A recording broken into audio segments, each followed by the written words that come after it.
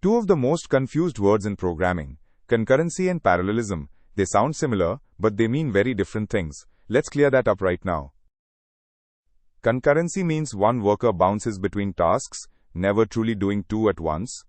Parallelism means multiple workers each tackle a task simultaneously. The difference comes down to how many things are happening at the same instant. Think of a kitchen. One cook switching between pots is doing things concurrently.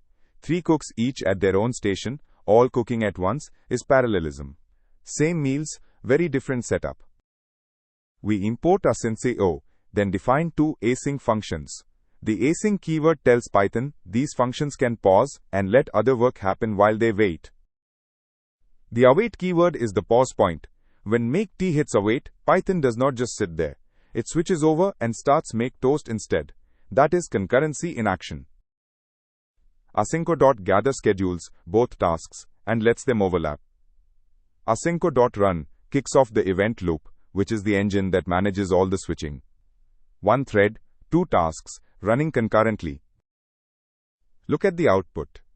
Boiling water prints, then toasting bread, then both finish. Both tasks started before either one completed.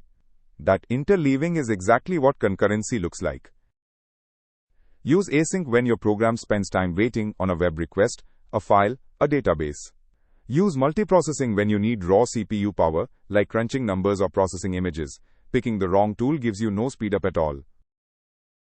Concurrency is one cook juggling dishes by switching between them. Parallelism is hiring more cooks. Python's async handles the juggling beautifully. Just remember, it will not help when the bottleneck is pure computation.